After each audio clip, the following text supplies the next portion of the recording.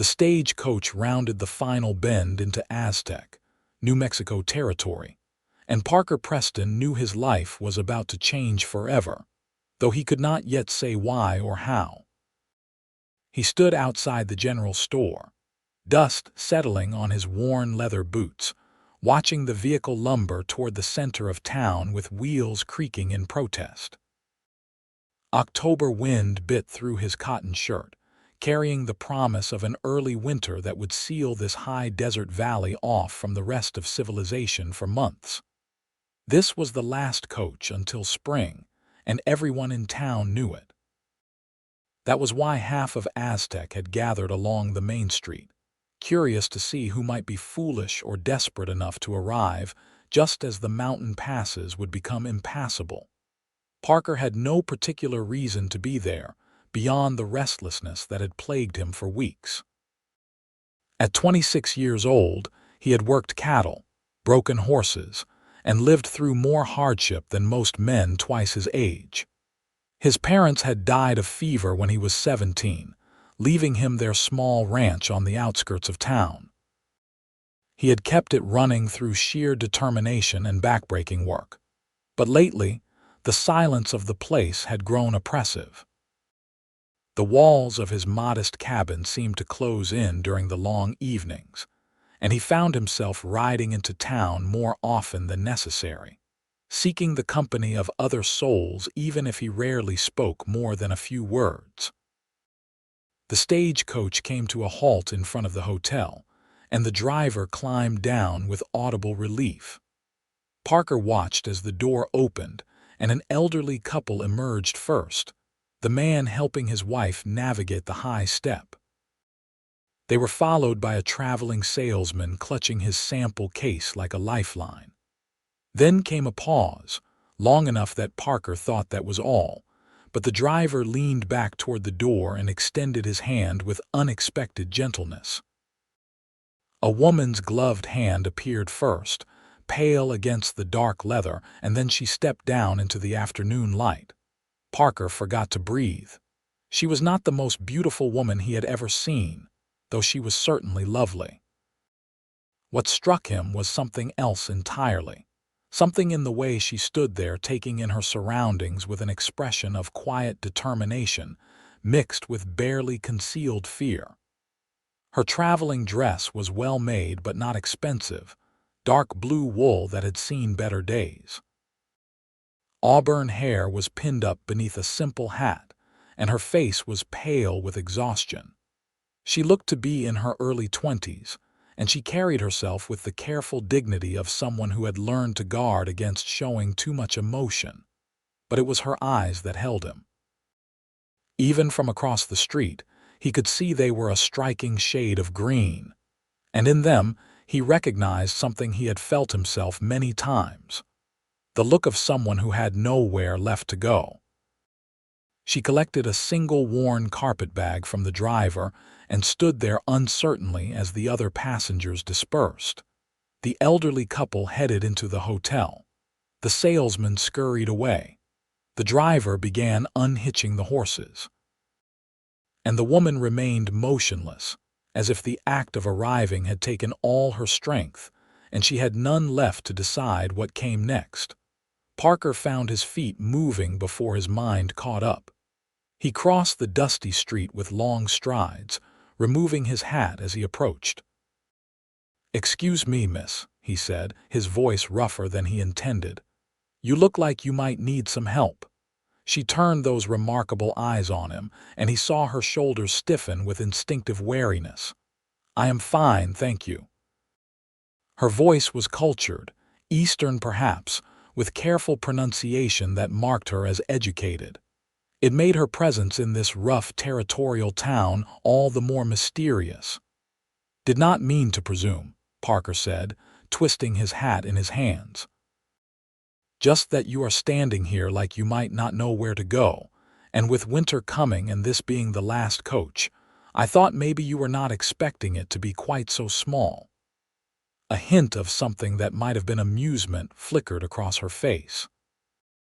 "Is it that obvious that I am out of my element?" "A little," he admitted. Are you planning to stay at the hotel? Her expression shuddered again.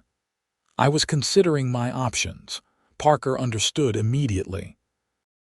The hotel was expensive, and from the look of her bag and dress, she did not have much money. There is a boarding house on the other side of town, he offered. Mrs. Chen runs it. She is fair with her prices and keeps a clean place. Mrs. Chen. The woman's eyebrows rose slightly. That seems an unusual name for New Mexico. Her husband came to work on the railroad, then they moved here when it passed through. He died a few years back, but she stayed on. Makes the best dumplings you ever tasted, though she does not serve them often. This time the woman almost smiled. That is very specific information. I eat there sometimes when I get tired of my own cooking, which is often. He realized he had not introduced himself. Parker Preston, I have a ranch east of town. She hesitated, then seemed to decide that basic courtesy required a response. Winona Andrews. I am pleased to meet you, Mr. Preston. Just Parker is fine. Can I help you carry your bag to the boarding house? Winona looked at him for a long moment, clearly weighing whether to trust him. Finally, she nodded. That would be kind of you.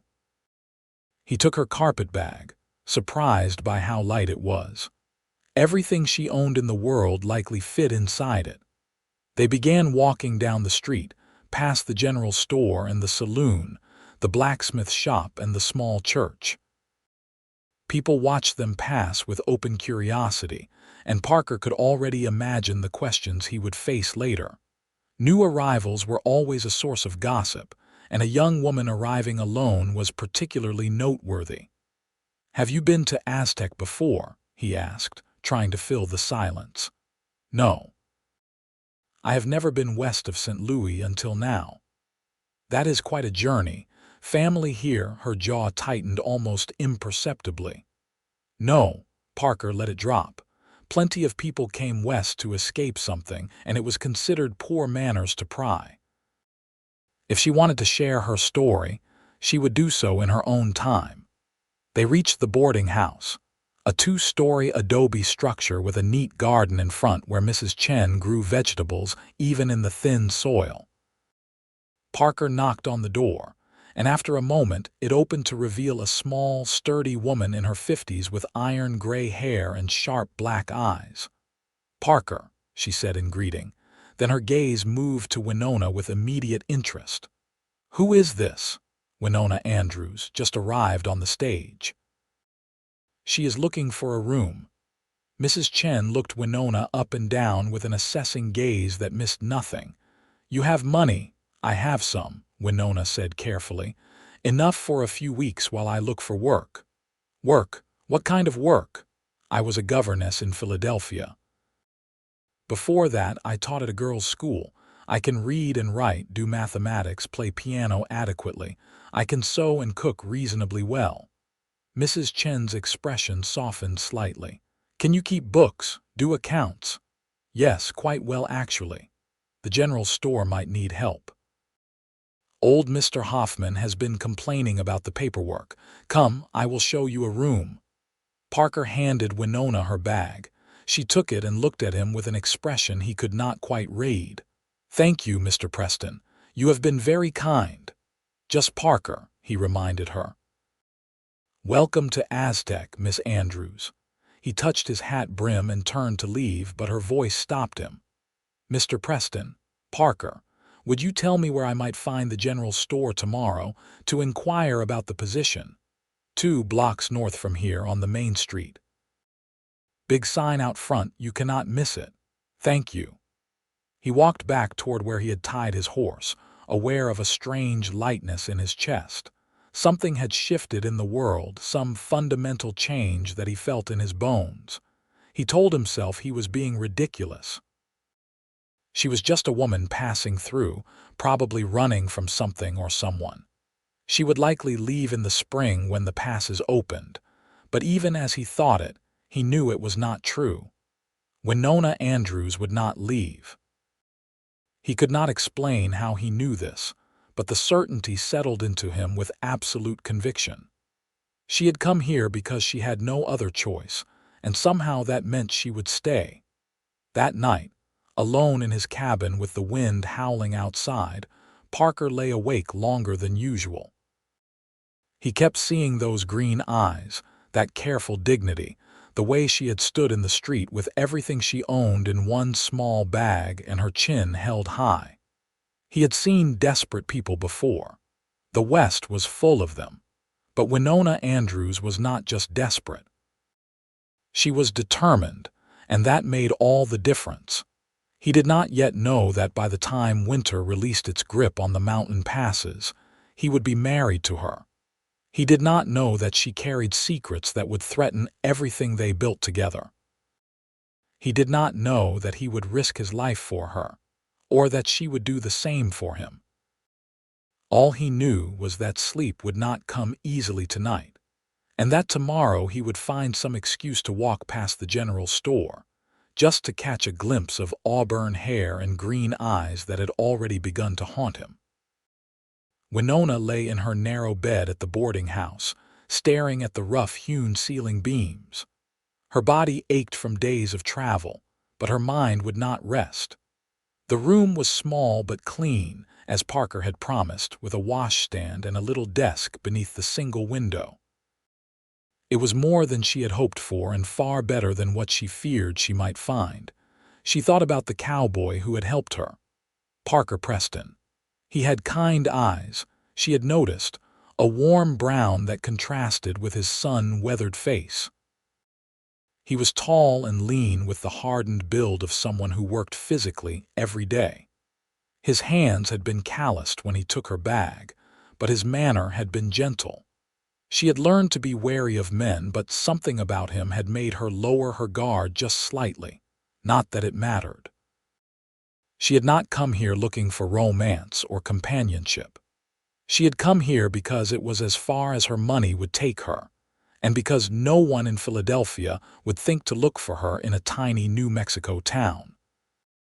She had come here to disappear, to start over, to build a life that her stepbrother could never touch.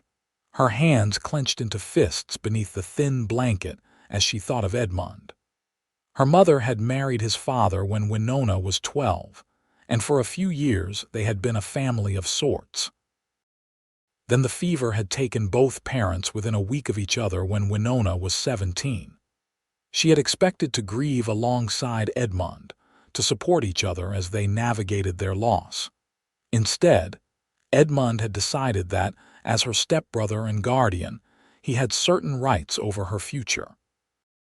He had arranged a marriage to one of his business associates, a man nearly 40 years her senior with a reputation for cruelty to his first 2 wives.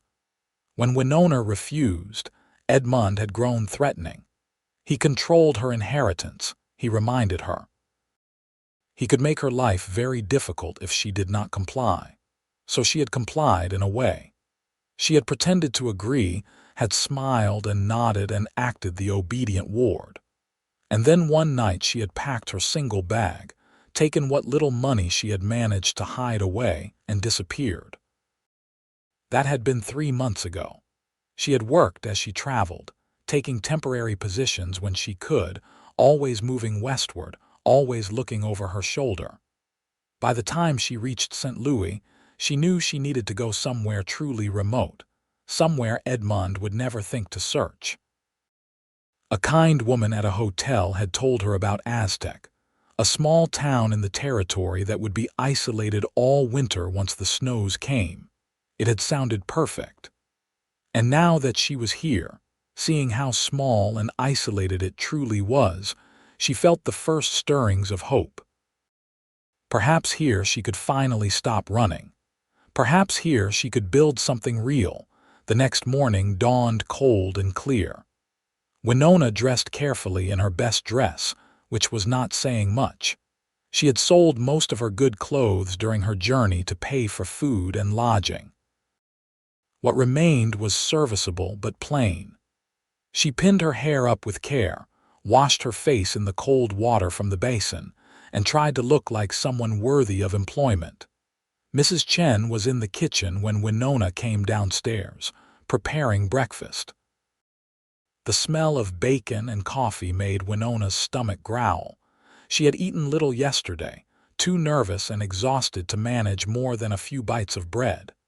"Sit," Mrs. Chen commanded, pointing to the table. "You need food before you go looking for work." "I do not want to impose," Winona began, but Mrs. Chen waved her objection away. "You are paying for room and board. Board means food. Sit." Winona sat. Within minutes, a plate appeared in front of her laden with bacon, eggs, and fresh bread. A cup of strong coffee followed. She ate gratefully, and as she did, Mrs. Chen worked at the stove, occasionally glancing over. "That Parker Preston is a good man," Mrs. Chen said suddenly. "Honest. Works hard. Lost his parents young, kept his ranch going by himself." Winona was not sure how to respond to this unsolicited information. "He was very kind to help me yesterday. He does not usually talk to strangers much, keeps to himself mostly, must have seen something in you. I am sure he was simply being polite." Mrs. Chen made a sound that might have been agreement or skepticism. "Go see Mr. Hoffman after you finish eating. Tell him I sent you. He trusts my judgment." "Thank you, Mrs. Chen. I truly appreciate your help." The older woman shrugged. "Winter is coming. We all need to help each other survive it. Out here, we take care of our own." It was a simple statement, but it warmed something in Winona's chest. Our own. As if she already belonged. After breakfast, she walked to the general store as directed. The morning air was sharp and cold, and she was grateful for her wool cloak, threadbare as it was. The town looked different in daylight, less forbidding somehow. People nodded to her as she passed, curious but not unfriendly. The general store was indeed impossible to miss, with its large painted sign and wide front windows displaying everything from tools to fabric. A bell jangled as she pushed open the door, and she found herself in a space packed floor to ceiling with merchandise. Barrels of flour and sugar, shelves of canned goods, farm implements hanging from the walls, bolts of cloth, boots and hats, rope and nails, and everything else a person might need to survive in this harsh country.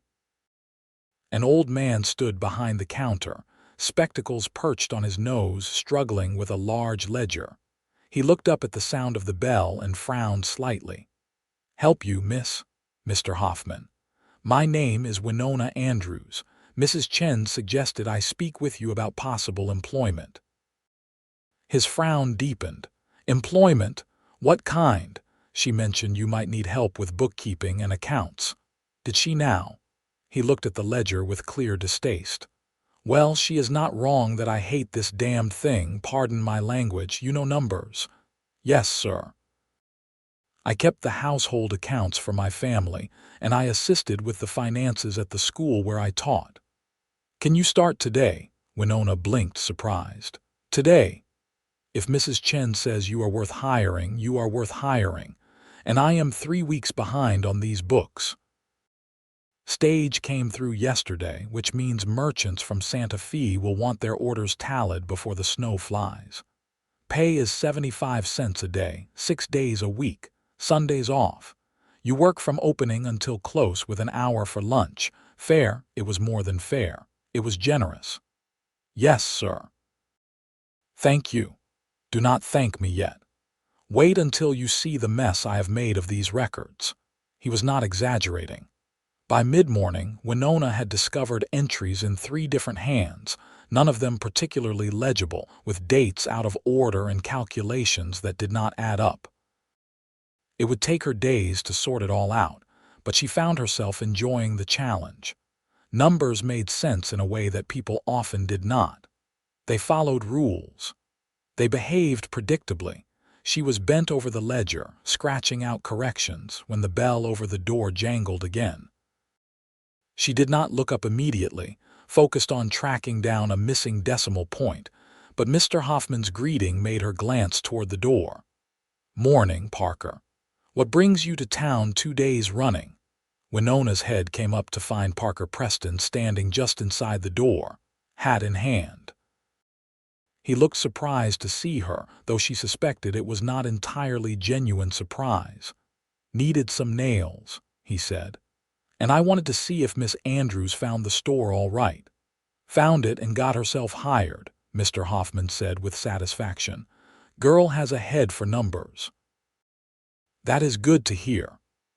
Parker's eyes met Winona's, and she felt an unexpected flutter in her chest. "Settling in all right at Mrs. Chen's?" "Yes, thank you. Everyone has been very welcoming." He nodded, seeming to run out of words. An awkward silence stretched between them until Mr. Hoffman cleared his throat. "Those nails you needed, Parker?" "Right. 2 pounds of the 3-inch. While Mr. Hoffman weighed out the nails, Parker stood by the counter, stealing glances at Winona when he thought she was not looking. She pretended to focus on the ledger, but she was acutely aware of his presence. There was something solid about him, something that made her feel safer without quite understanding why. "How is the ranch doing?"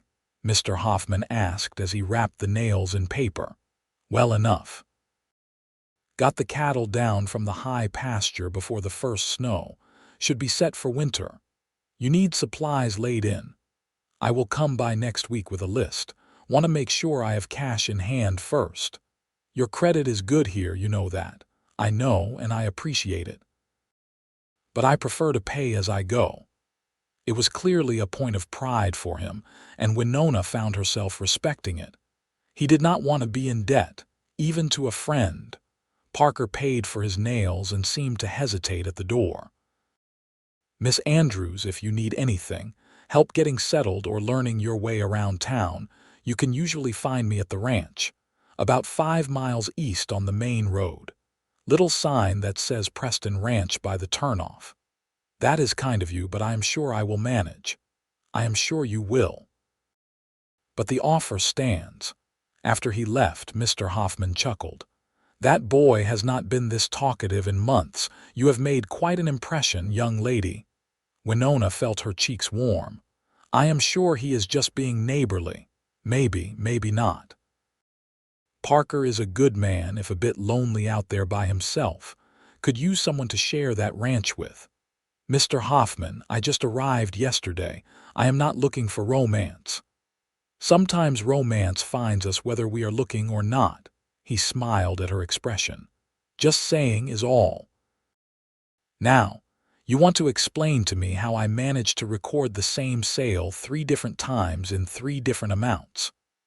Winona gladly turned back to the numbers, but she could not quite dismiss Mr. Hoffman's words or the way her heart had lifted when Parker walked through the door. The first week passed quickly.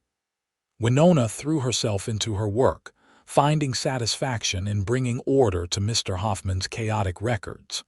She took her meals at the boarding house, where Mrs. Chen proved to be an excellent cook and a fountain of information about everyone in town. She learned that Aztec had been founded only a few years earlier, in 1890, when the railroad came through, and farmers and ranchers saw opportunity in the high desert valley.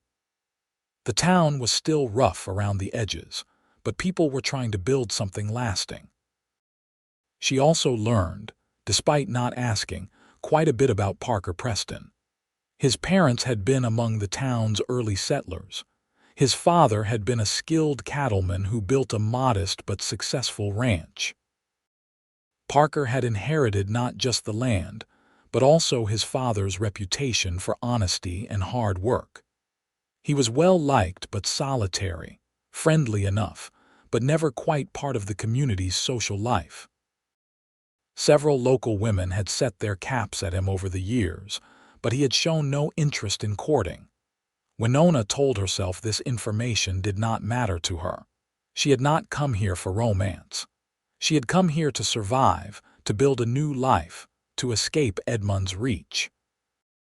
Getting involved with anyone, no matter how kind, would only complicate things.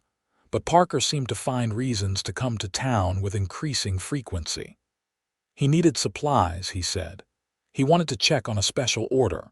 He heard Mr. Hoffman might have a new shipment of feed coming in.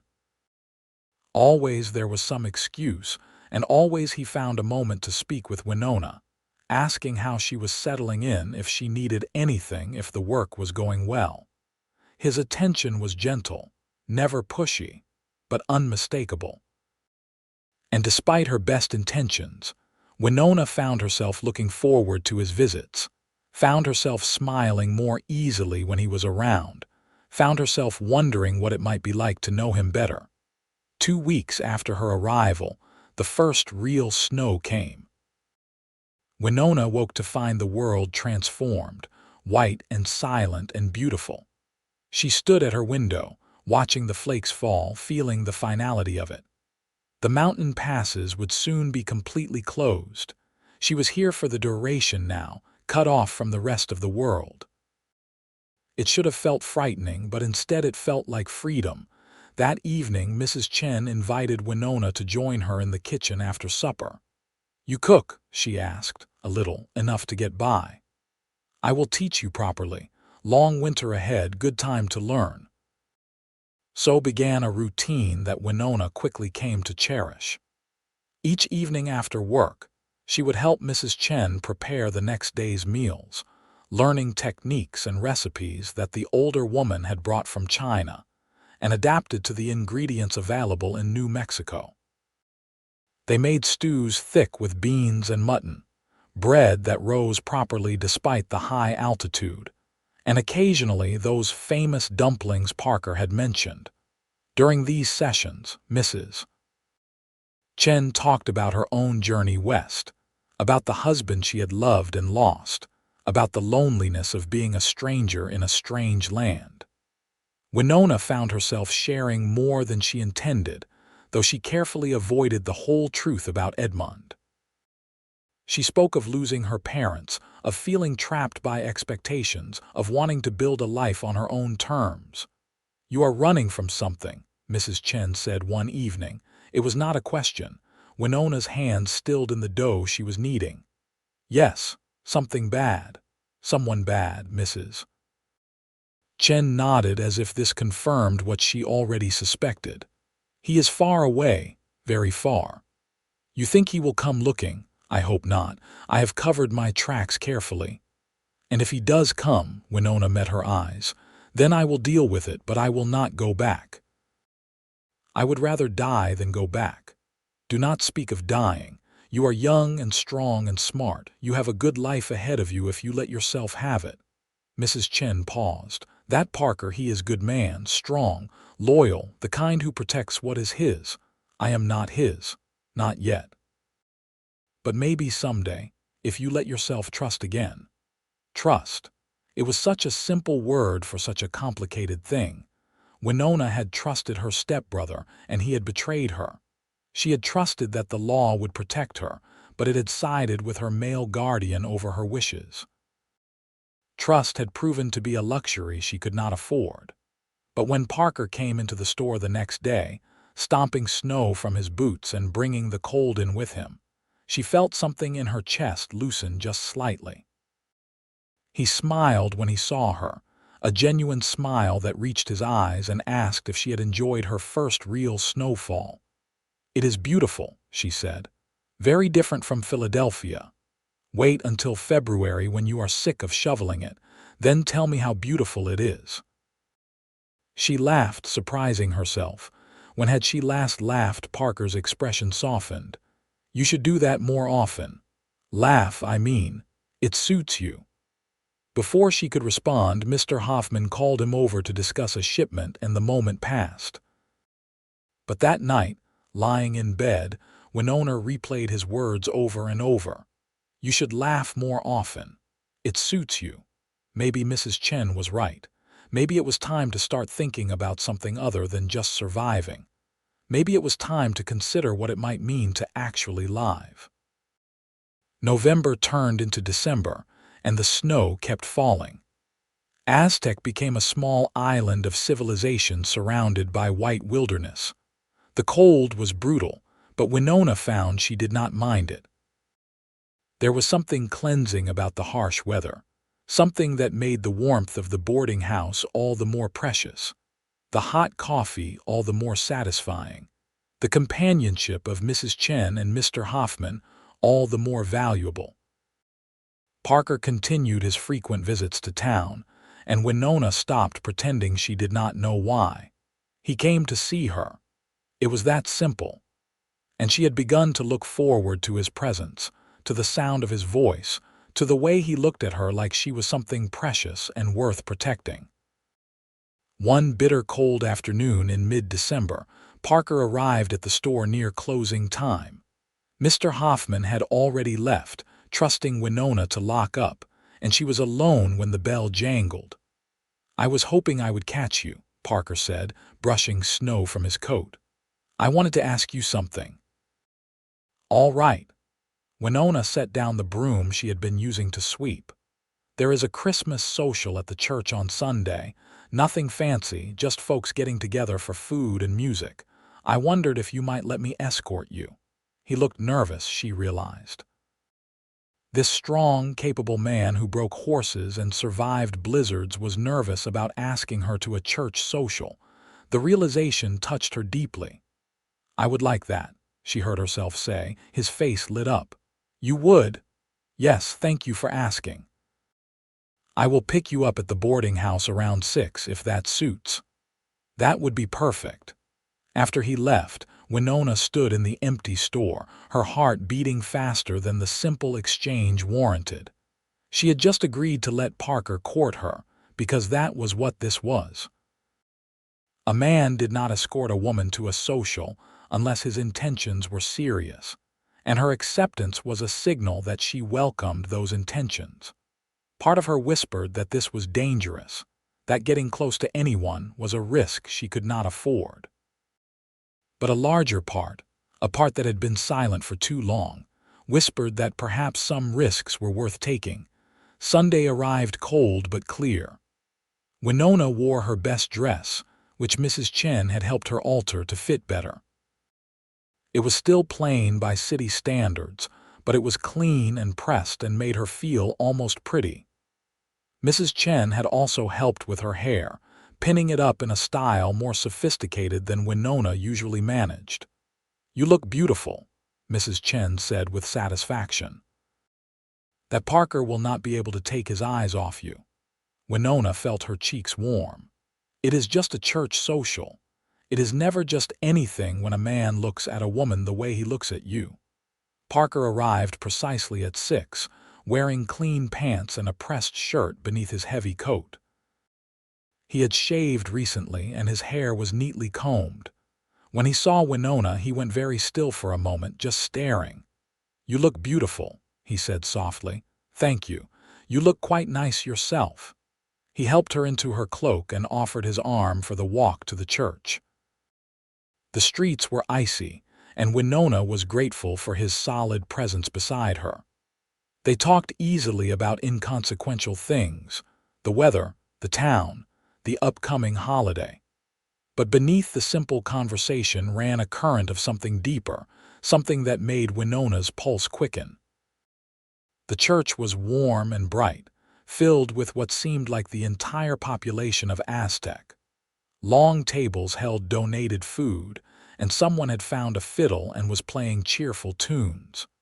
Children ran between the adults, laughing and playing. It was a scene of simple community joy, and it made Winona's throat tighten with unexpected emotion. This was what she had been missing.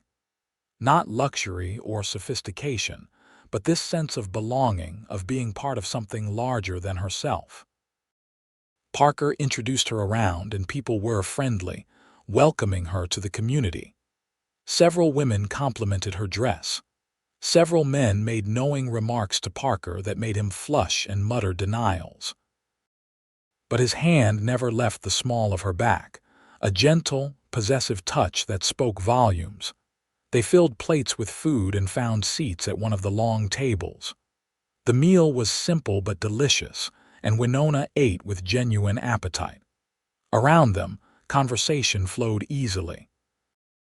These were people who knew each other well, who had worked together to survive in this harsh land, who looked out for one another. After the meal, the fiddle player struck up a livelier tune, and couples began to dance.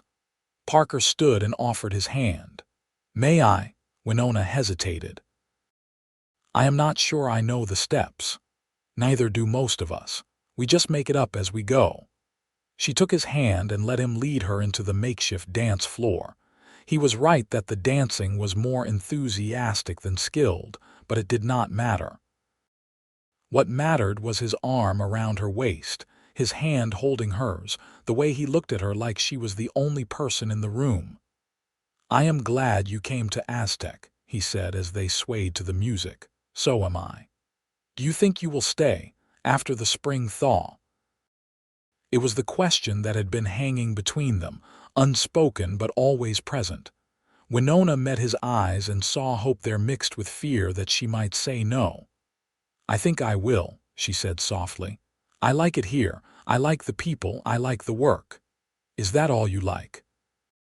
His voice was gentle, but his gaze was intense. "No," she admitted. "That is not all." He pulled her slightly closer, propriety be damned.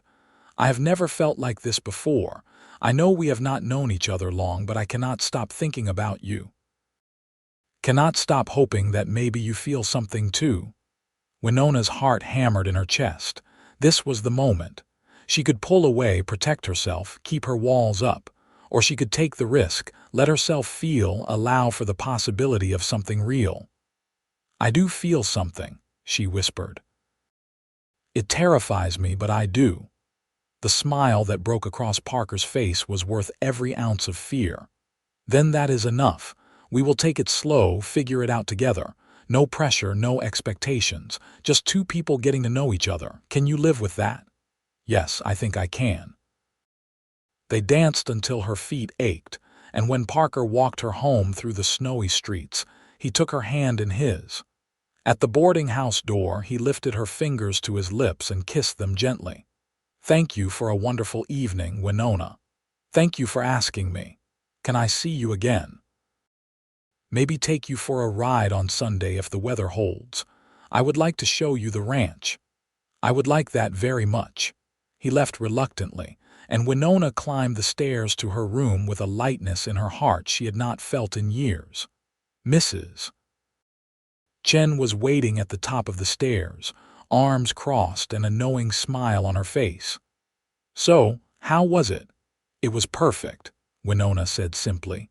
And it was. For the first time since she fled Philadelphia, Winona let herself believe that happiness might actually be possible. The next few weeks passed in a blur of work and courtship. Parker came to town whenever he could spare the time, always finding some excuse to stop by the general store. On Sundays, when the store was closed, he would take Winona for rides in his wagon, showing her the land around Aztec, telling her stories about the early days of settlement, sharing his dreams for the ranch. He was careful with her, never pushing for more than she was ready to give. They talked for hours, discovering shared values and surprising similarities despite their very different backgrounds. He told her about losing his parents, about the loneliness of running the ranch alone, about his hopes for the future. She told him about teaching, about her love of books and learning, about her dreams of having a place to truly call home. She did not tell him about Edmund. That was the one shadow on her growing happiness, the one secret she kept. She told herself it was because Edmund was in the past, safely distant in Philadelphia. She told herself it did not matter, that she was building a new life, and the old one could not touch her here. But late at night, alone in her room, she sometimes lay awake wondering what Parker would think if he knew the whole truth. Would he understand why she ran? Would he see her as damaged, tainted by Edmund's attempted control? Would he still look at her with that expression of wonder and growing love? Christmas came and went in a flurry of celebration. Parker gave her a beautiful shawl he had purchased from a traveling merchant, soft wool dyed a deep blue that matched her dress. Winona gave him a book of poetry she had found in the store's limited selection, inscribing it with a quote about home and belonging. On New Year's Eve, The town gathered again at the church.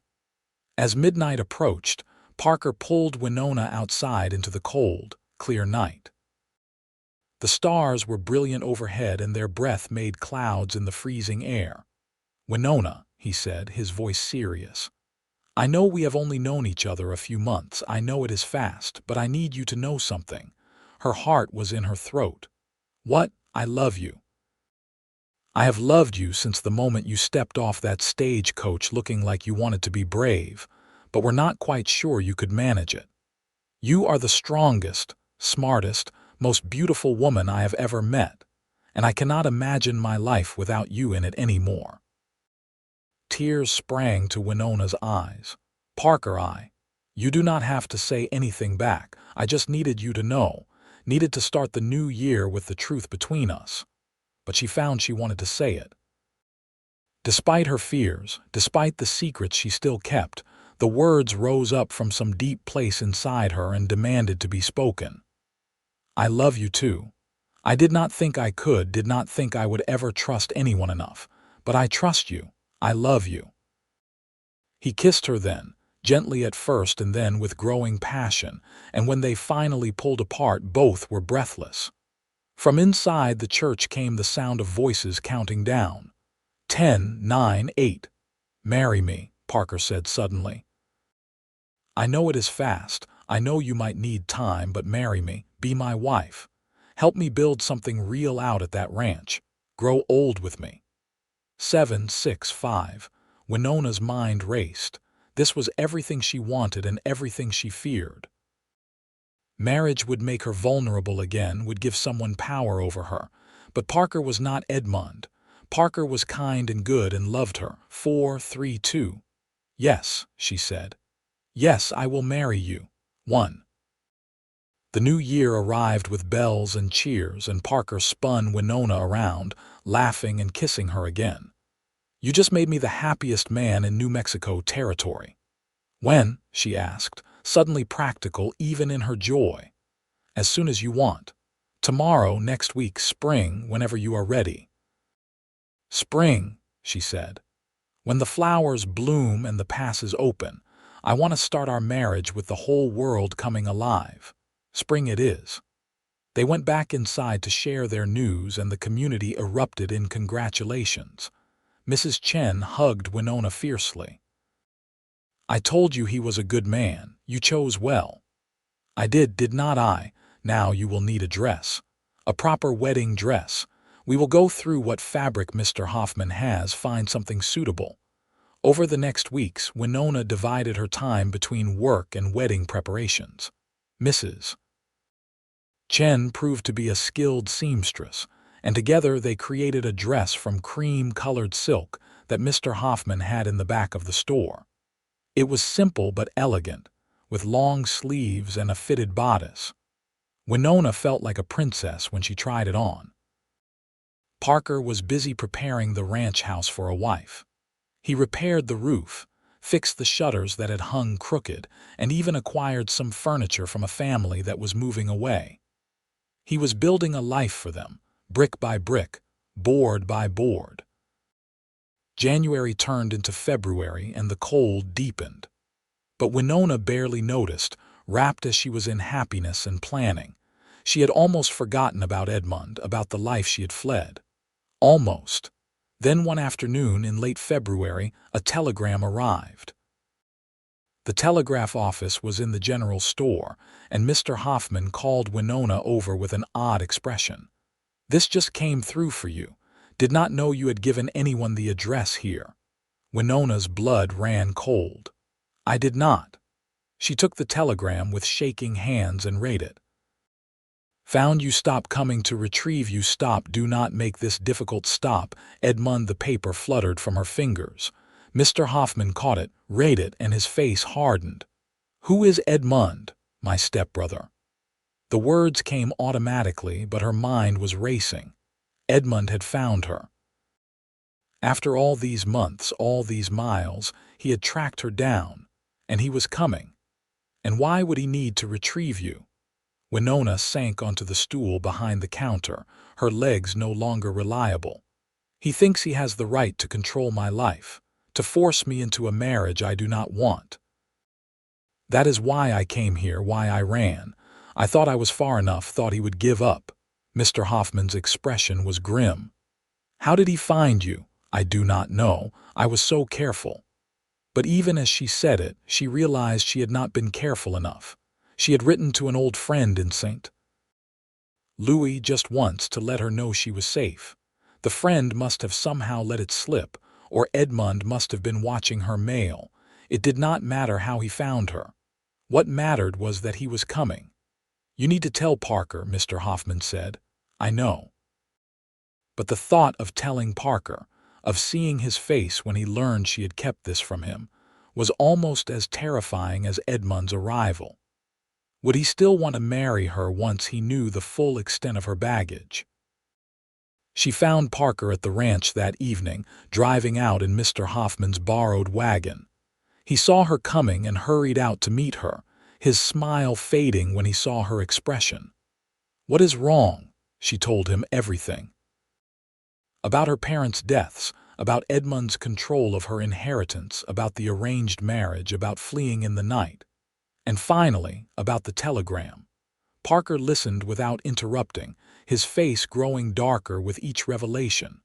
When she finished, he was silent for a long moment. "You should have told me before," he said finally. "I know. I was afraid you would not want to marry me if you knew I came with so much trouble." "Not want to marry you." He took her hands, his grip almost painful in its intensity. "Winona, I would fight the devil himself to keep you. But I needed to know what we are facing. When is he coming?" The telegram did not say. But if he sent it 2 days ago, he could be here any time if he caught the next train to Santa Fe and hired transport from there. "Then we do not have much time." Parker's jaw set with determination. "We need to get married. Now, today if possible." "What? But we planned for spring and my dress is not quite finished and—" "If we are married, he has no claim on you. A husband's rights supersede a guardian's. You would be legally mine, not his." It was logical, practical, and utterly unromantic. And yet, looking at Parker's fierce expression, Winona felt her love for him deepen further. He was not running from her problems. He was facing them head-on, offering her the protection of his name and his presence. "All right," she said. "Let us do it." They drove back to town as fast as the horses could manage through the snow. It was nearly dark by the time they arrived, but Parker went straight to the church and pounded on the pastor's door. Reverend Williams opened it, looking surprised. "Parker, what is the emergency?" "Winona and I need to get married. Tonight," the Reverend blinked. "Tonight, but I thought you were waiting until spring. Plans changed. Can you do it or not?" "Well, I suppose I can, but do not you want witnesses, family? Get whoever you can find quickly. This cannot wait." While Reverend Williams went to gather witnesses, Parker and Winona went to the boarding house. Mrs. Chen took one look at their faces and demanded the truth. When she heard it, she sprang into action.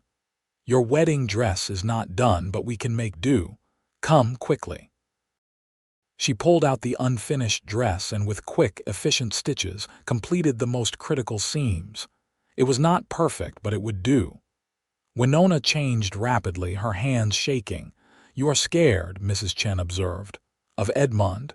"Yes, not just Edmund. Of marriage itself." Winona met her eyes. "What if I am making a mistake? What if marrying Parker just trades one prison for another? Marriage to the wrong man is a prison. Marriage to the right man is freedom." Mrs. Chen squeezed her hands. "Parker is not Edmund. He will not control you. He will stand beside you. Trust yourself. You chose well." They hurried back to the church, where a small group had assembled. Mr. Hoffman was there, and the blacksmith, and a few other townspeople who had been quickly rounded up. Parker stood at the front beside Reverend Williams, still in his work clothes but with his hat off and his hair smoothed down. When Winona walked down the short aisle, his face transformed with an expression of such pure love that all her fears quieted. This was right. This was where she was meant to be. The ceremony was brief and simple. They spoke their vows in steady voices, promising to love and honor each other. Parker slipped a plain gold band onto her finger, one that had belonged to his mother, and then Reverend Williams pronounced them husband and wife. "You may kiss your bride," he said with a smile. Parker did, thoroughly enough to make several of the witnesses chuckle. When they pulled apart, Winona was breathless and smiling despite everything. "You are mine now," Parker said softly, "and I am yours. Whatever comes, we face it together." "Together," Winona agreed. They signed the marriage certificate, making it legal and official, and then accepted congratulations from the small group. Mrs. Chen hugged Winona so tightly it hurt. "You are truly one of us now," she said. "Mrs. Parker Preston, it suits you." Parker bundled Winona into the wagon, and they drove back to the ranch through the cold night. The cabin looked small and welcoming with lamplight glowing in the windows. Parker had clearly made an effort to prepare, with firewood stacked high and the interior clean and neat. He carried her over the threshold, and Winona laughed at the unnecessary gallantry. But when he set her down, his expression was serious. "I know this was not the wedding you wanted. I know it was rushed and strange. But I promise you, Winona, I will spend the rest of my life making you happy. You will never regret choosing me. I already do not regret it." She touched his face gently. "I love you, Parker Preston. I am glad you are my husband, and I am glad you are my wife." That night, they consummated their marriage in the narrow bed, and Winona discovered that physical intimacy could be gentle and beautiful when it was with someone who truly loved her. She fell asleep in Parker's arms, feeling safer than she had in years. But safety is sometimes an illusion. Edmund arrived 3 days later. Winona was at the store when he walked in, looking out of place in his fine city clothes and polished shoes. She did not recognize him at first, her back turned as she shelved canned goods, but his voice was unmistakable. "There you are, Winona. I have been looking everywhere for you." She spun around, her heart hammering. He looked older than she remembered, harder somehow, with lines of anger around his mouth. His eyes, when they found her, were cold. "Edmund, you should not have come. Should not have come. You are my ward. You ran away like a thief in the night, and I should not have come." He advanced toward her, and she instinctively backed up. "Do you have any idea the embarrassment you caused? The humiliation of having to tell my business associate that my own stepsister refused a perfectly good marriage proposal?" "Perfectly good. He was cruel and old enough to be my father. I will not marry him." "That is not your decision to make. Actually, it is." Mr. Hoffman emerged from the back room, his expression hard. "She is an adult woman. She has the right to refuse any marriage." Edmund's gaze flickered to the storekeeper with contempt. "This does not concern you, old man. This is a family matter." "Wrong again."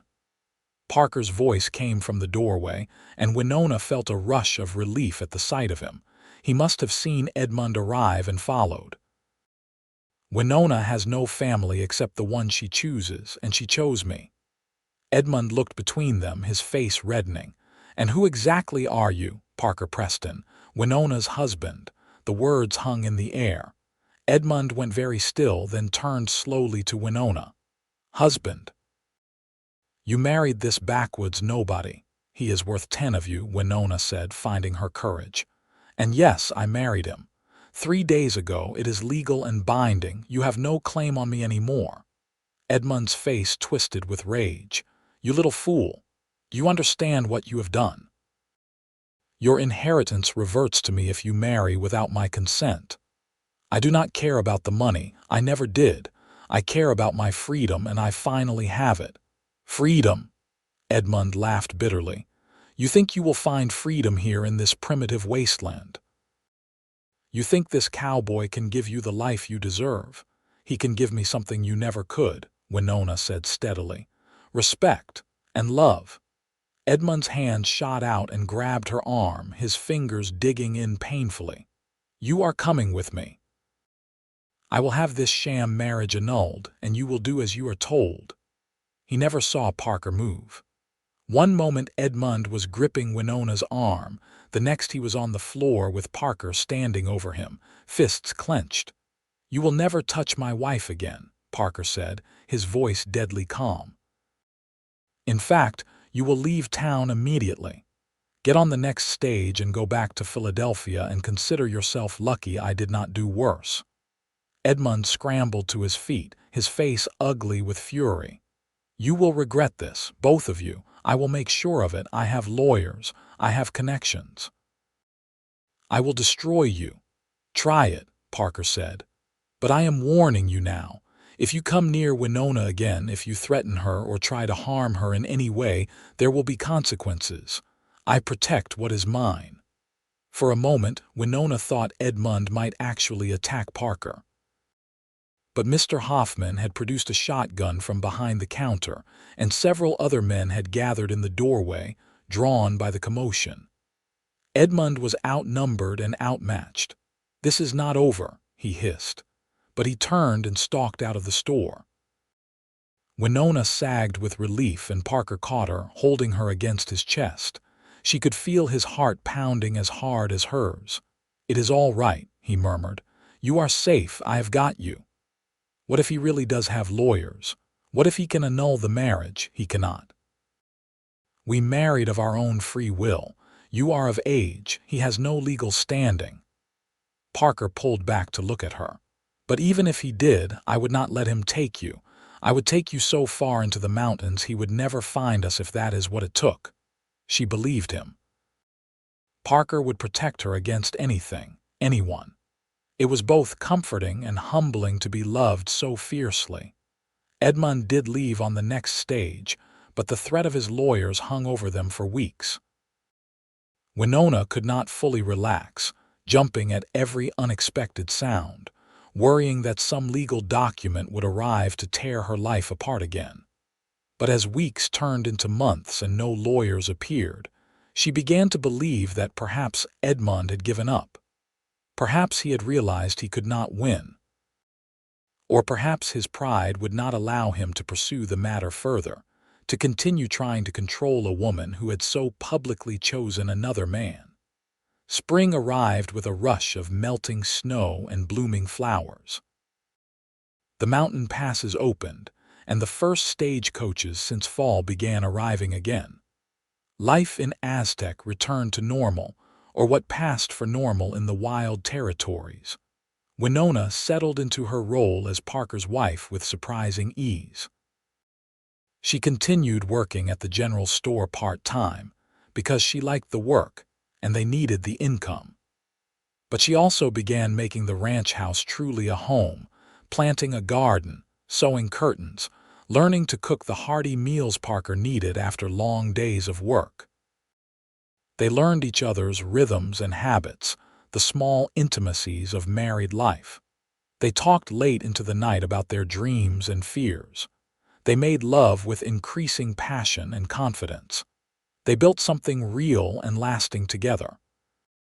One morning in early May, Winona woke feeling queasy. Mrs. Chen took one look at her when she stopped by the boarding house to visit and smiled knowingly. You are pregnant. Winona's hand went instinctively to her stomach. I think I might be. I am not certain yet. I am certain. I have seen that look many times. Does Parker know? Not yet. I wanted to be sure before I told him. But that evening, when Parker came in from working in the south pasture, she could not keep the secret. As soon as she saw him, the words bubbled up. Parker, I think I am going to have a baby. He froze in the doorway, his hat in his hands. A baby. Yes, I am not completely certain yet, but all the signs point to it. Very slowly, a smile spread across his face, growing until it was almost blinding. A baby. We are going to have a baby. He crossed the room in 3 strides and swept her up, spinning her around despite her laughing protests. "I am going to be a father. You are going to be a mother. We are going to be a family." "We are already a family," she said, but she was smiling too, caught up in his joy. That night, Parker held her with exquisite gentleness, his hand on her still flat stomach, talking to their unborn child. "You are going to love it here. Your mother and I are going to give you everything, teach you everything. You are going to grow up strong and free, able to be whoever you want to be." Winona felt tears slip down her cheeks. This was what she had dreamed of without knowing it. Not wealth or status, but this simple happiness, this sense of building something meaningful with someone who loved her completely. The pregnancy progressed normally, though Winona found the summer heat oppressive. Parker fussed over her constantly, worried about her doing too much, insisting she rest often. Mrs. Chen made special soups and tonics meant to strengthen mother and baby. The whole town seemed invested in the upcoming birth, offering advice and hand-me-down baby clothes. In September, after a long and difficult labor with Mrs. Chen and the town's midwife in attendance, Winona delivered a healthy baby boy. Parker was allowed in as soon as he was cleaned up, and he sat beside the bed staring at his son with an expression of absolute wonder. "He is perfect," he whispered. "What should we name him?"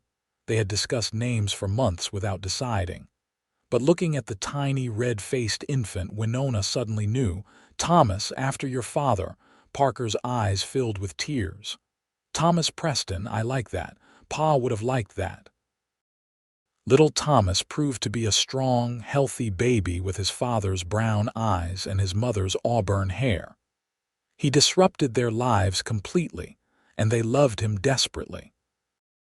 Parker proved to be a devoted father, taking Thomas with him on chores as soon as the baby was old enough, teaching him about the land and the cattle with infinite patience. A year passed. Then 2. Life settled into a rhythm. The ranch prospered under Parker's careful management.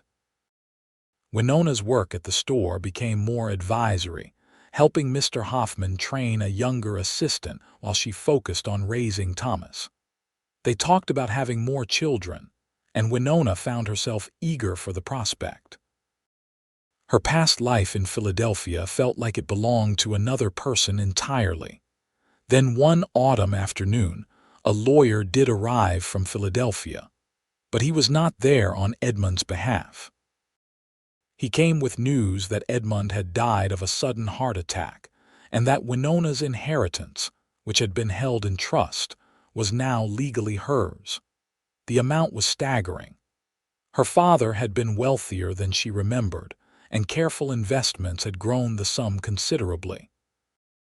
Winona sat in the lawyer's office in Santa Fe, staring at the papers, unable to quite process what this meant. "So I am wealthy," she said finally. "Quite wealthy, Mrs. Preston.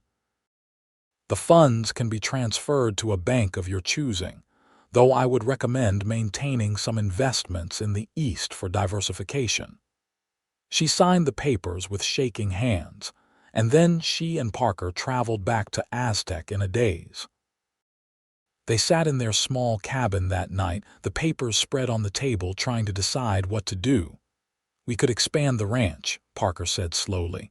"Buy more land, more cattle, build a bigger house." "We could," Winona agreed, "or we could stay exactly as we are. What do you want?" She looked around the cabin, at the cradle where Thomas slept peacefully, at the simple furniture they had accumulated, at the life they had built together. "I want to be happy, and I already am. The money is just money. It does not change anything that matters." Parker took her hand. "I fell in love with you when you had nothing but a carpet bag. Money did not matter then, and it does not matter now. But it could make life easier. We could help others in town who are struggling. We could make sure Thomas gets a good education. We could do some good with it." "Then that is what we will do." Over the next years, they used the inheritance carefully and wisely. They did expand the ranch, buying adjoining land and hiring help so Parker was not working himself to exhaustion. They built a larger house, still modest by Philadelphia standards but spacious and comfortable. They donated funds to build a proper schoolhouse in Aztec, and Winona sometimes taught there when they needed an extra teacher. They also used the money to help families in need, quietly paying off debts or providing supplies to those hit by drought or disaster. They became pillars of the community, respected and loved not for their wealth, but for their kindness and generosity. Thomas grew into a bright, active boy who loved the ranch and the wide open spaces. When he was 4, Winona gave birth to a daughter they named Sarah, who had her mother's green eyes and her father's stubborn determination. 2 years later came another son, James, who was quiet and thoughtful from the start. The house filled with noise and laughter, with the chaos of raising 3 children on a working ranch. Winona sometimes looked around at her life and marveled at how far she had come from that terrified young woman stepping off the stagecoach. She had found everything she never knew she needed: a home, a purpose, a family, and a love that grew stronger with each passing year. Parker aged gracefully, his hair graying at the temples but his body still strong from physical work. Winona found him more handsome at 40 than he had been at 26, the lines around his eyes testament to a life spent smiling.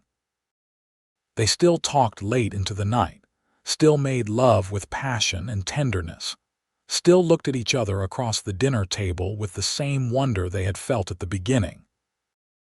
On their 20th anniversary, Parker took Winona back to the spot where the stagecoach had stopped all those years ago. They stood in the dusty street, now more developed with new buildings and businesses, and he pulled her close. "You remember the first time I saw you?" he asked. "I remember. I was terrified and exhausted and had no idea what I was doing. I knew right then that you would stay, that you would be mine. I could not explain it, but I knew. You were right. Best guess I ever made." He kissed her forehead. "Thank you for choosing me, Winona. For choosing this life. I know it was not what you were raised for." "It was better," she said simply. "It was real. Everything before was just preparation for finding you." They walked hand in hand back to their home, where their children were waiting, where dinner was cooking, where their life together continued to unfold.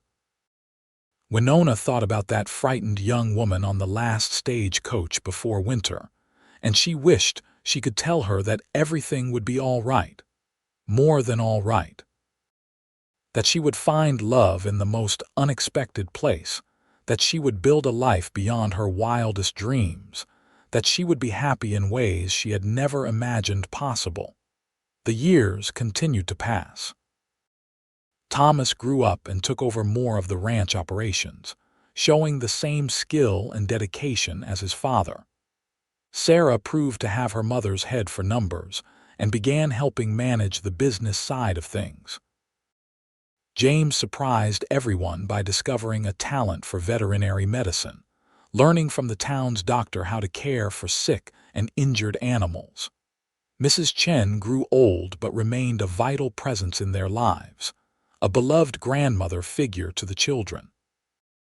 Mr. Hoffman eventually retired and sold the general store to a young couple from Texas, but he remained in Aztec, spending his days playing chess and telling stories about the old days. The town itself continued to grow and prosper. The railroad brought more settlers, more businesses, more opportunities. New Mexico achieved statehood in 1912, and Aztecs celebrated along with the rest of the territory. The wild frontier days gradually gave way to a more settled, civilized era, though the spirit of independence and self-reliance remained strong through it all. Parker and Winona's love remained the foundation of their family and their lives. They had weathered storms, both literal and figurative, had faced challenges and overcome them together. had built something lasting and meaningful. On a warm summer evening when Winona was 53 and Parker nearly 57, they sat on the porch of their home watching the sunset paint the sky in shades of gold and crimson. Their grandchildren played in the yard, Thomas's 2 boys and Sarah's daughter. James was away studying in Denver, but he would be home for Christmas. "Are you happy?" Parker asked, though he knew the answer. "Happier than I ever thought possible," Winona said, taking his hand. "Do you remember what you said to me that first day? That with winter coming and this being the last coach, I looked like I was not expecting it to be quite so small. I remember. I was not expecting any of this. Not the town, not the people, not you. I came here running from something and I found everything instead. We found each other." "Yes, we found each other." As the sun sank below the horizon and the first stars appeared, Winona reflected on the journey that had brought her here. She thought about the courage it had taken to step onto that stagecoach, to flee into the unknown rather than accept a life she did not want. She thought about the fear and uncertainty of those early days in Aztec, not knowing if she would be able to survive, let alone thrive. She thought about the moment she first saw Parker, the way something in her chest had recognized him even before her mind understood. She thought about their courtship, about the way he had loved her patiently and thoroughly, giving her time to learn to trust again. She thought about the terror when Edmund found her, and the relief when Parker stood between her and that threat. She thought about their wedding night, about the morning she realized she was pregnant with Thomas, about the joy of watching each of her children take their first steps and speak their first words. She thought about the hard years and the good years, the times they struggled and the times they flourished, and how through it all they had faced everything together. Most of all, she thought about love. Not the romantic fairy tale version she had read about in books as a girl, but the real, complicated, beautiful thing she had built with Parker. Love that showed up every day in small acts of kindness and consideration. Love that deepened with time instead of fading. Love that weathered disappointment and celebrated triumph. Love that created a safe haven where both of them could be fully themselves. "I love you," she said, squeezing Parker's hand. "I have loved you for 28 years, and I will love you for however many more we are given." "And I love you," he replied. "My Winona, who arrived on the last stagecoach before winter and changed my entire world." They sat in comfortable silence as night fell completely, surrounded by the life they had created, secure in the knowledge that they had found exactly what they needed in each other. The Wild West that had once seemed so frightening and foreign had become home in the truest sense. Not because of the place itself, but because of the people she shared it with, and especially the man beside her who had seen her potential when she could barely see it herself. The children eventually came inside, and Winona went to help get them ready for bed while Parker checked the horses one last time before turning in himself. It was a routine they had followed for years, the familiar patterns of family life that Winona had once feared she would never know. As she tucked Sarah's daughter into bed and kissed her forehead, she thought about all the women throughout history who had been forced into lives they did not choose, who had not had the courage or means to escape. She thought about how easily she could have become one of them if not for that desperate decision to run, to board that stagecoach heading west, to take a chance on the unknown. Later that night, lying in bed beside Parker with his arm around her and his steady breathing indicating he was nearly asleep, Winona made a silent promise to the memory of that frightened young woman she had been. "I did it," she thought. "I built the life we dreamed of. I found freedom and love and home. We made it." In the years that followed, Parker and Winona continued to age gracefully together. They saw their children marry and start families of their own. They watched Aztec transform from a rough frontier town into a proper small city with electric lights and paved streets. They witnessed the changes that came with progress while holding on to the values that had always guided them. Parker's health remained good well into his 60s, though he gradually handed over more of the ranch work to Thomas. Winona continued teaching part-time at the school, sharing her love of learning with new generations of children. They traveled occasionally, taking a trip to San Francisco that they both enjoyed, but they always returned to Aztec with relief. This was home. This was where they belonged. When Parker was 71 and Winona 67, he had a fall from his horse that bruised him badly but broke nothing. It was a wake-up call that they were both mortal, that their time together, however long and blessed it had been, would not last forever. They began to make plans, ensuring that the ranch and their affairs were in order for their children, writing down stories and memories they wanted preserved. But they were not done living yet. Parker recovered fully from his fall and continued to work the ranch at a slower pace. Winona published a memoir about her journey west and the early days of Aztec, which became popular in the territory and brought visitors curious about frontier life. They welcomed these visitors graciously, always ready to share their story. On the 40th anniversary of their marriage, the entire town threw them a celebration. The church was decorated with flowers and ribbons, and everyone came to honor the couple who had given so much to the community. Thomas gave a speech about his parents that left hardly a dry eye in the room. Sarah presented them with a leather-bound book containing letters and memories from everyone whose lives they had touched.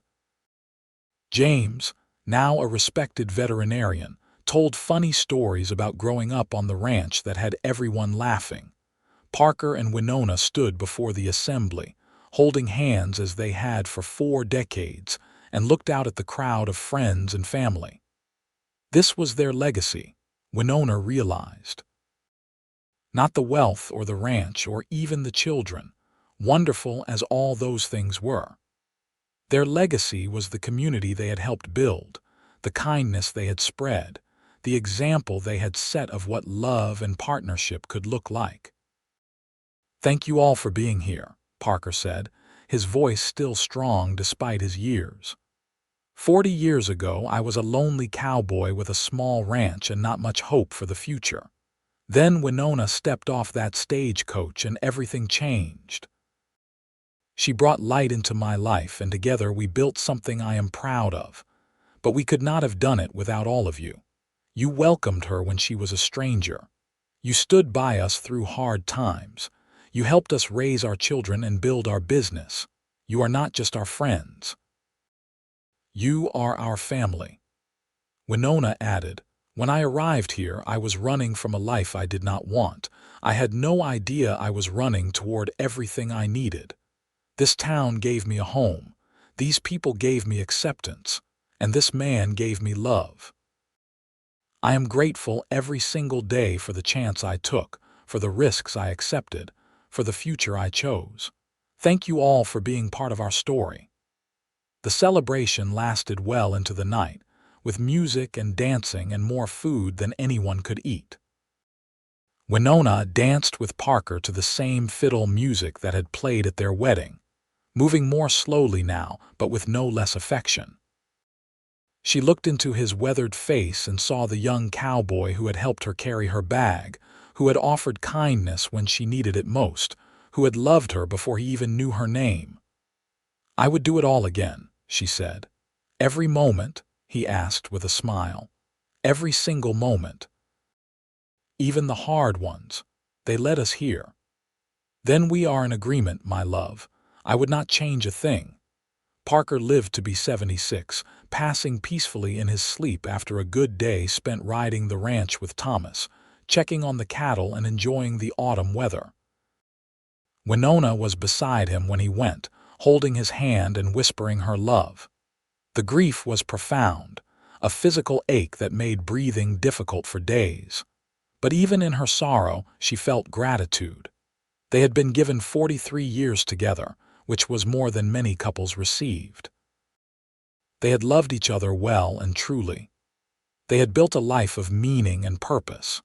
And though he was gone, she carried him with her in every memory, every lesson, every moment they had shared.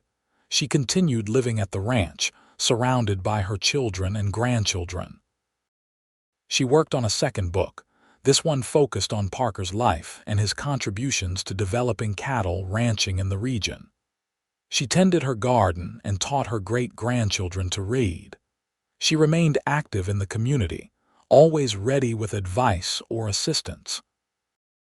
At 79 years old, Winona sat on her porch on a cold October day, wrapped in the blue shawl Parker had given her their first Christmas together. She was watching the road, though she was not sure what she was waiting for. The doctor said her heart was failing, that she likely had weeks left at most. Her children had been alerted and they took turns staying with her, but this morning she had sent them all away. She wanted some time alone with her thoughts. The wind picked up, carrying the promise of winter. The last stagecoach had come through the previous week. The roads would soon be impassable, and Aztec would be isolated until spring. It reminded her of that long-ago October when she had arrived, stepping down from the coach into an uncertain future. She had been so young then, so afraid, so determined to be brave even when she was not sure she could manage it. Looking back now, she was proud of that young woman. She had taken a terrifying risk and it had changed everything. She had chosen herself, her freedom, her future, and in doing so had found a love story more beautiful than any she had read in books. A figure appeared on the road, and for a moment Winona's heart lifted. Parker. But no, it was just a trick of the light. Parker was gone, waiting for her on the other side of whatever came next. Or perhaps he was still here in some way, in the land they had worked together, in the children and grandchildren who carried their genes and their values forward, in the town they had helped build, in the story they had created together. Sarah came out onto the porch with a cup of tea. "Mama, you should come inside. It is getting cold." "In a moment, sweetheart. I am just remembering." "Remembering what?" "Everything. The day I arrived. Your father helping me with my bag, the first time he told me he loved me, our wedding night, the day each of you were born, all of it." Sarah sat down beside her mother and took her hand. "Tell me about the day you arrived again. I love that story." So Winona told it one more time, her voice growing softer as she spoke. She told about stepping off the stagecoach, about Parker crossing the street to help her, about Mrs. Chen's boarding house and Mr. Hoffman's store. She told about falling in love despite her fear, about choosing trust over safety, about building a life in this rough frontier town. "And you never regretted it?" Sarah asked, though she knew the answer. "Never. Not once. It was the best decision I ever made." As the sun began to set, painting the sky the same gold and crimson she had watched with Parker so many times, Winona felt a deep peace settle over her. She had lived a good life. She had loved and been loved. She had made a difference in her small corner of the world. She had no regrets, no unfinished business, no words left unsaid. That night, surrounded by all her children and many of her grandchildren, Winona closed her eyes for the last time. Her last thought was of Parker, young and strong, reaching out his hand to help her down from the stagecoach. She took his hand, and together they walked into whatever came next, just as they had walked through life.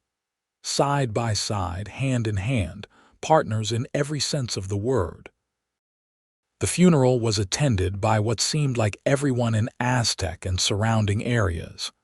People came to honor the woman who had arrived as a stranger and became a beloved pillar of the community.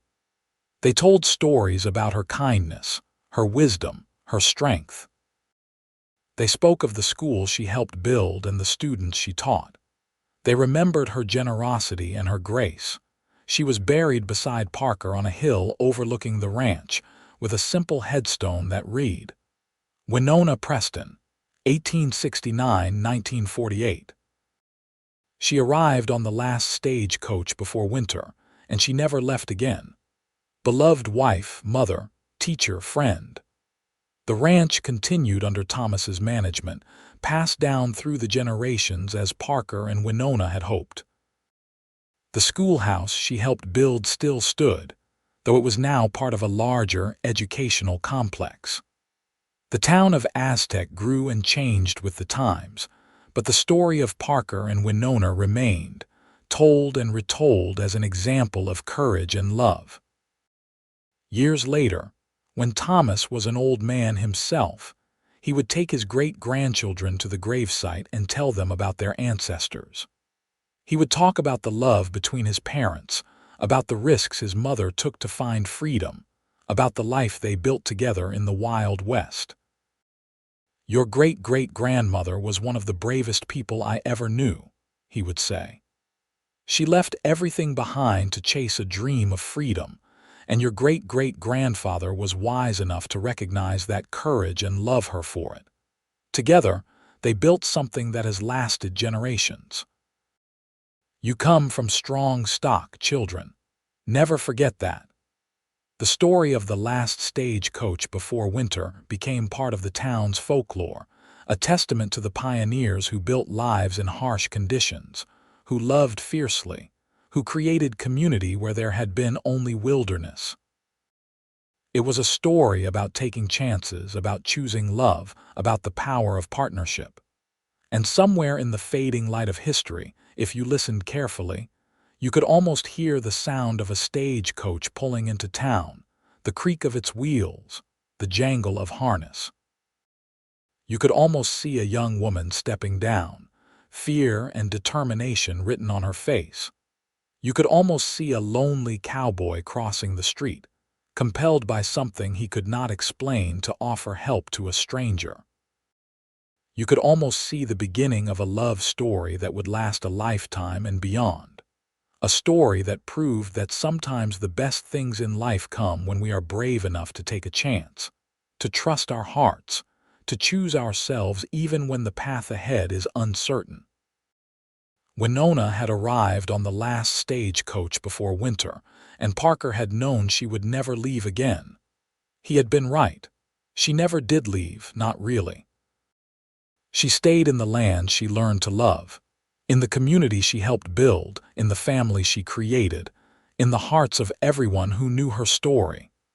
And that, in the end, was the happily ever after she had been searching for all along. Not wealth or status or comfort, but a life lived with purpose and passion, surrounded by love, leaving a legacy that would endure long after she was gone. It was more than she had hoped for when she fled Philadelphia all those years ago. It was everything she never knew she needed, and more than she ever dreamed possible. The end.